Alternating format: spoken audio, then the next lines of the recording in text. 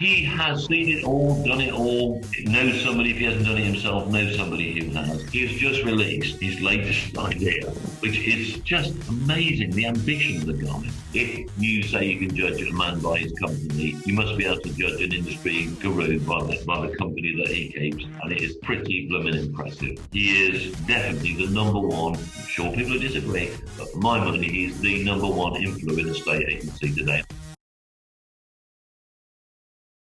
Amazing. Okay, so let's go to, is it Christopher Hammer from head, or who's the head of Property Mark? Yeah, okay, so you'll have to forgive me. I'm not awfully familiar with Property Mark. I should be, but I'll be honest with you, I'm not. And also, this particular gentleman. All I can say is that groups like Property Mark, and I think they probably are, again, I can almost hear people screaming at me, no, that's not right, but they probably are the leading organisation for estate agents wanting to put across the image and reality of professionalism. Sure. They have got to be, and somebody who is high up in that organisation, such as Christopher, who I don't know particularly well, I think I've met a couple of times, but I don't know particularly well, has got to be massively influential. Now, a number of people might disagree again with what I'm going to say now. I think that we've talked a lot about innovation, and if there's one criticism, I personally, and in my view, I would give a Property Mark is that they don't seem particularly innovative. Right. They might well retort, we don't want to be innovative, and that will be fine. But sometimes I see them trying to do various initiatives, and I think, oh, no, that's a bit late. Not done with enough enthusiasm. But that said, in terms of the way that estate agents should conduct themselves, in terms of compliance, which is another massive, massive, massive part of our lives now, the issues of compliance, looking after the consumer's interests, the agent's interests, but they've got to be extremely influential. And I understand. I'm not really interested in the machinations of it. I read on reports that they've got issues internally, which might be exaggerated. I might be misinterpreting them. But I think they should be the most influential, in my view. They should be the most influential across our entire industry, being a conglomerate of estate agents. They are definitely very, very influential. And Christopher and his team definitely are influential, but I feel they could be more so. Well, we can use this as a bit of feedback for them to push that forward. If you've got any questions for that, I'm sure Simon will be happy to take your call. So, okay, cool. Let's go on to the next one. John Cook from eProp Services. Oh, yeah. Yeah, John Cook. Okay, again, I've known John Cook for a long time. We were both directors of Prudential Property Services. Not that I knew him then. He's an ex-estate agent. Started a fantastic brand called Intercounty. Was one of two people who I understand started off the brand of Fine & Country. Right. And therefore, they've got to be thought of as being influential just for that. Yeah. He then, as I understand it, went to work for LSL, got to a very high position with LSL, and then moved to heading up eProp Services, which now encompasses the Guild and Fine & Country. Yeah. Now, there is a lot of controversy around eProp Services, particularly because they tried to restart, let's say, Easy Property a few years ago, which was met with huge amounts of controversy across the industry. People thought it was terrible what they were trying to do, blah, blah, blah, blah, blah, blah. But that guy, for a period of time, was the public face of that initiative, and fail as it ultimately did, and that's what I believe. I do believe it did actually fail. I went on a bit of that journey with my fellow partners. In the end, we didn't go down the Easy Property route, but I learned a lot from John. And whether you agree with that initiative or whether you don't agree with that initiative, and most agents don't agree with that initiative, it was certainly a big blooming deal when it happened. And to that extent, at least, he is influential. He now leads the team at Fine and Country, as well as being part of the guild. And he is very much a forward thinker. He's very well connected with people around the industry. Always happy to listen to a new idea. Always happy to challenge that again. He's got some really interesting ideas, which I'm not going to share with you at this moment in time. He's got some really interesting ideas for the future, which I'm looking at with him, and I think will definitely cause a bit of a bang in a state, if not a mega explosion. But we'll see. Perhaps it will die with a whimper. I don't know. But the other thing about John is he knows how to pick people in his team. Right. He knows how to associate himself and get the best out of other people. And just a very simple thing. I was having breakfast with him 4 or 5 years ago. I keep on saying at a conference. You got a good memory there. In my life at conferences. And he suggested to me a product, which, again, so simple, but at the time was very innovative. He suggested to me and introduced me to a product where you could simply get vendors to book valuation appointments directly online. You might think, not a big deal. But at the time, that was a big deal. Yeah. I am still astounded. At the last count now, we have about between a quarter and a third of all the valuation appointments or lettings and sales are done online. They are booked online without any interaction from us whatsoever. Yeah. That's gone up and up and up and up and up. Incredible. But that started from John Cook.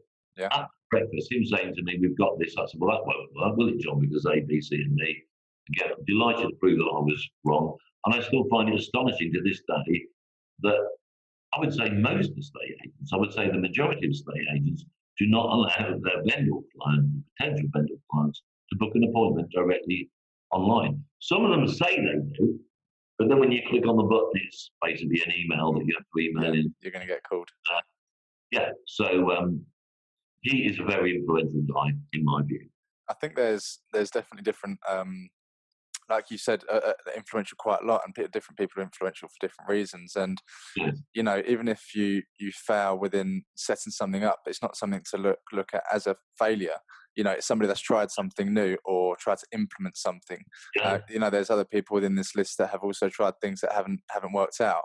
And that's, I guess, it's the integrity to then carry on doing what they're doing. I mean, he sounds like he's absolutely doing loads of things, and he didn't let this one failure let him down. You know, it can be very easy to, if you have that failure, just then think, do you know what, I'm just going to stop everything. But to carry on, I think it holds a lot. Okay, that was a good one there. Okay, so we're going to go to Josh. Is it Pegan? Pegan. Josh Pegan. Who's the industry coach? I was going to ask you if you ever seen Josh Pegan. You clearly haven't. No, I haven't. You know, sorry, Josh, for that pronouncement of your name. He won't be happy about that. I'm going to tell you about Josh Pegan. He is an amazing trainer and coach. I love the guy's confidence, and I love the way that he references lots of experiences from around the world, specifically from Australia. Right. Now, I can remember when the Australian and American coaches were coming over to this country, and people were saying, "What can they teach us? What can they teach the Brits?" And I sort of felt the same. I was like, I mean, at the time, I part-owned my own estate agency training company that was part of Thomas Morris Group. I thought, what can these guys teach us? It's different here, isn't it? For the very first time I saw that guy, I thought, oh my God, this is amazing. But like a lot of things that are amazing from a lot of trainers, there's nothing he said that I thought, oh my God, I've never heard that before. It was, oh my God, of course. Yeah. I knew that, but I hadn't worked out that I knew it, and I definitely wasn't implementing it.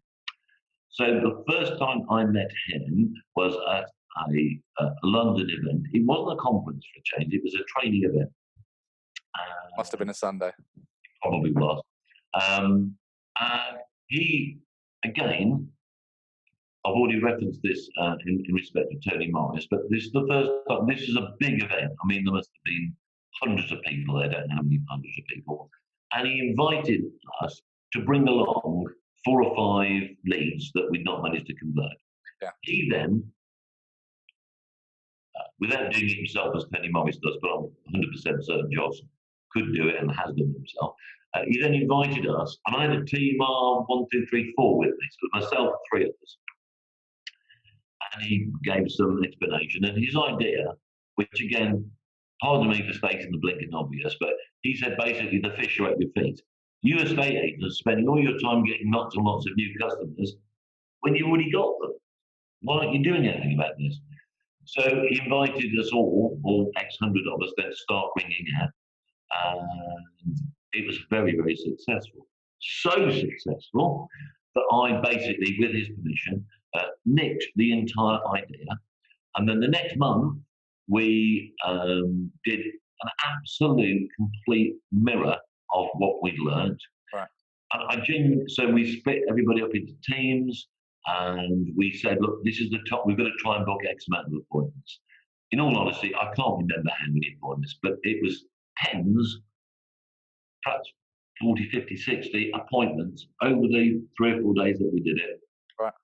Of valuation appointments that we booked as a direct result of Josh Fegan's suggestion. The guy is so analytical. He's so logical. You can tell that when he's asked a question, it's not going to faze him. He has heard that question 100 times before. Yeah. And he will share with you, and he has this fantastic technique, which a lot of us, I guess, are the really good trainers in any industry have, of turning what might be quite complicated into a really simple idea. Which can be difficult. I've seen him speak now 7 or 8 times, and it's a real privilege to know him. And whenever he comes over here, I'd always say to people, you've got to go and see Josh Fegan and steal all his ideas and implement them yourself.